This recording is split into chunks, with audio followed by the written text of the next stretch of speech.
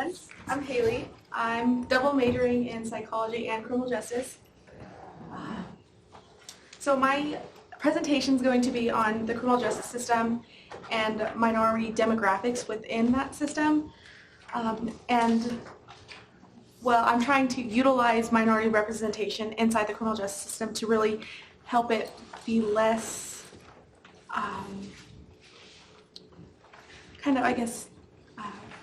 bias against minorities. There's a really strong history of bias within the criminal justice system. It's huge. You can look at it from way back during the Civil War.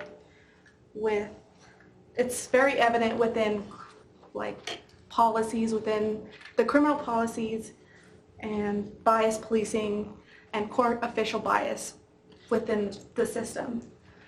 We've seen it in the civil rights movement with African Americans being lynched because social norms were violated. They were lynched because they talked to a white woman in public.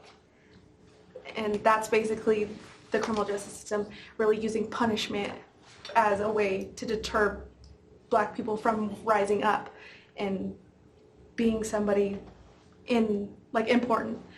In 1970, the nothing works doctrine, they said that rehabilitation isn't going to work for people. It's just not possible. Let's just punish them, and because why put all this money into something that they're not going to be rehabilitated by? And then the war on drugs, once again, was biased against people of color because they were arrested more. They were looked at as criminals just because of the way they looked. So there's three reasons why police officers are going to arrest, three theoretical reasons why police officers arrest people. One is prejudice. It's active racism against one race. The second reason is cognitive bias. This is just basically, you think they're a criminal just because of an illusionary connection between crime and the way they look. This is kind of like, for example, when you see a white woman will see a black man walking towards them, they'll be like, oh no, I should probably move to the other side of the street because I fear them. And then there's race-based deployment, where police officers are stationed and they patrol in areas that are more highly concentrated with minorities. So they are obviously going to arrest more minorities, which it should be. There's always the phenomenon with driving while black.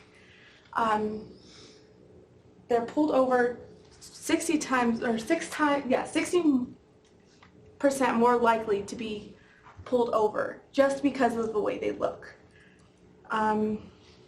There's an assertion that police earmark people of color for traffic stop just because of the way they look. And it doesn't, minorities also think that they are pulled over in an illegitimate way because of the way they look. So they are more likely to think, oh, there's no reason why I'm being pulled over.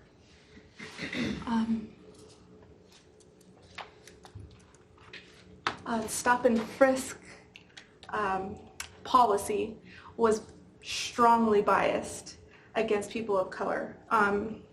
There was an increase of unnecessary stops with a ton of people, especially in New York. And it was inherently biased towards people of color. There was just so many that were then when they're stopped unnecessarily, they're going to find a reason why they were going to then arrest that person. So this leads to zero tolerance and very aggressive policing.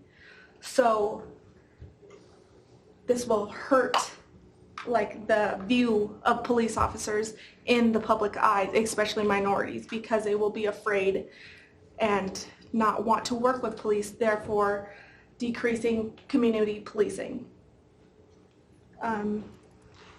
It's also important to note that in 2013, the Supreme Court ruled that the first definition of stop and frisk was unconstitutional because of the 14th Amendment, so it was biased already, and then they had to fix it.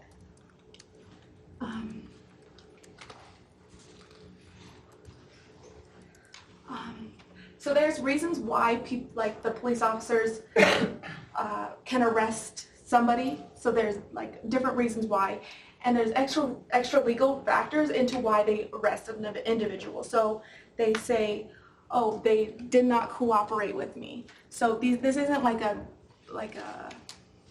concrete way of saying like why they arrested the person. They're like, oh, they were not cooperating with me, so I will going to arrest them. They are disrespecting the officer. That is not illegal to disrespect somebody. They just disrespected the officer, so they're going to arrest them. And then having a bad attitude. These are like multiple reasons why minorities distrust the police, because they're not going to trust them, because they're going to arrest them for these reasons why they shouldn't be arrested for. So if you are being arrested and you didn't understand why, and you were asking, why am I being arrested? That can be seen as not cooperating. And why would you trust a police officer that's going to do that to you? There's also bias within the courts. If you look at it, there's 95% of people take a plea before they go to trial because they don't want to go to trial. There's many reasons why people decide to do that. One reason is because, oh, they're afraid of the outcome during trial, because they're afraid of how they're going to look if a possible biased jury is going to say, oh, they're a criminal because they just look like a criminal, because we're all people. That's just how we're going to think. Prosecutors are also requesting higher bails for Hispanic individuals because their surnames are being presented differently on different documents on occasion, like on their passport, their ID, and other court official documents. So they're more of a flight risk that way. So let's just keep them in jail so they can't do that. And that also hurts the people that are of low socioeconomic status, because if they can't afford bail, they're going to have to stay in jail, and then they're going to lose their job possibly. So how that's biased towards minorities and people of low socioeconomic status.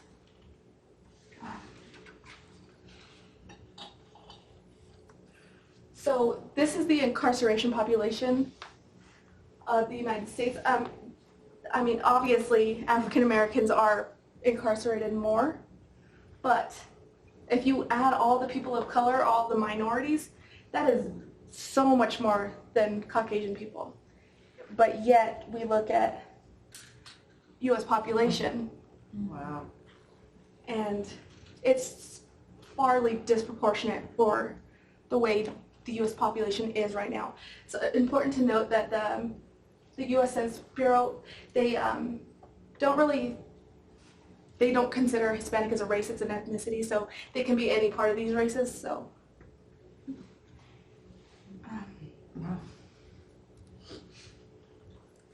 so let's look at the side-by-side statistics of them right together.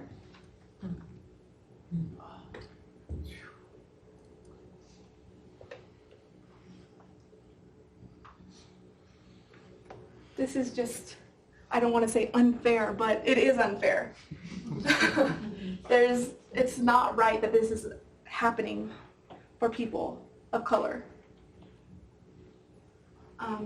As you can see here, the rate of imprisonment per 100,000, African American men are incarcerated far more than Caucasian men, as we can see.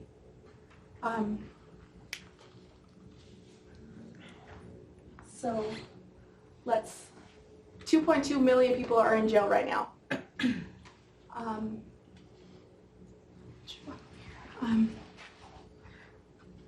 2.7 Hispanics are incarcerated 2.7 times more likely to be incarcerated than white people. People aren't born inherently bad, so there should not be a reason why this is occurring. We even look at one big case that everybody would know about, the recent case with Brock Turner. We all saw it in the media. It was very publicized. He was guilty of 3 counts of sexual assault. He was sentenced to only 6 months. 6 months. And then 3 years of probation. And he ended up only serving 3 of them, 3 months. Whereas that's just white privilege. He was wealthy, he was white. We even saw on the media, they posted photos of him while he was, not his mugshot, they posted his swim team photo. And then Brian Banks was guilty of felony rape, sentenced to 6 years and a lifetime registration on the sex offender list, and served 5 years but then released because the victim recanted. She lied about it. It was not true what had happened, and he still served 5 years. And the ACLU was the ones to get him out, that brought it to the DA's attention to get him out of jail. He was not wealthy. He was on track to going to college for a football scholarship, or just to play football. I don't know, I'm not sure if it was a scholarship, but there's just so many, when you put them side by side, it's just so disproportionate, and it's, once again, unfair. Why does this continue to happen year after year after year and nobody does anything about it?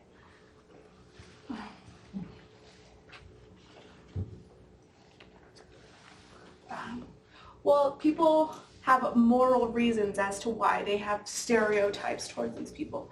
Oh, this one person, this black man had threatened me one time. So, I'm gonna just spread that out to all black people. In my opinion, I think system justification theory really rounds this out because, it's the way it has been, so I'm not going to change it. It's been this way my entire life, so why change it? Why put in the effort? And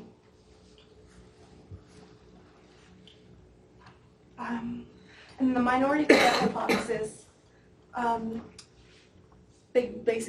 people think that minorities pose a threat to them in some way, maybe physical, status, power. So let's try to fix this problem. Let's see how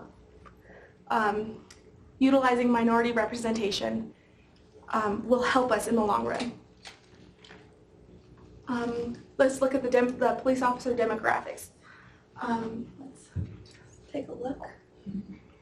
Wow. There's barely any minorities in police officer in the police departments. Then let's look at. Oh no!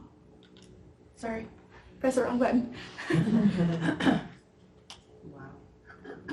And this is lawyers, judges, magistrates, and clerks, and everybody in the court system.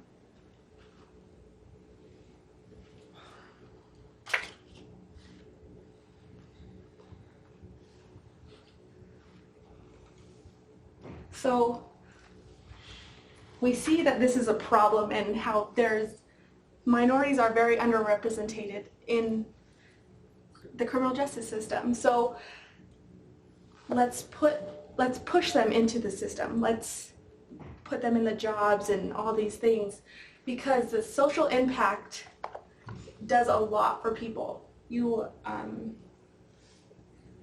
So there's like a kind of a majority rule kind of mentality. So if we push more minorities, then that will help decrease the minority rule thought process. Even social, like the contact model, let's think of that theoretical mindset. We have to have these 3 reasons for it to work. Equal status. We put a minority in the judge's position. That's higher or equal status. Like common goals. We don't want crime. That's a common goal. We want to keep criminals off the street, the real criminals, and not, oh, just because they had some drugs in their pocket, let's put them in jail for years. And then institutional support. If minorities are being hired, that's institutional support for them. So let's go back to this. I'll let you guys read it for a second.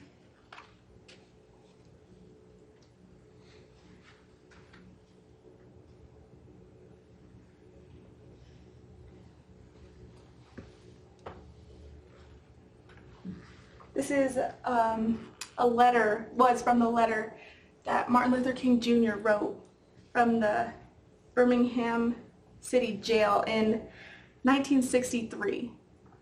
1963. And yet this is still not pushed forward. And we have to do something instead of sitting back and doing nothing.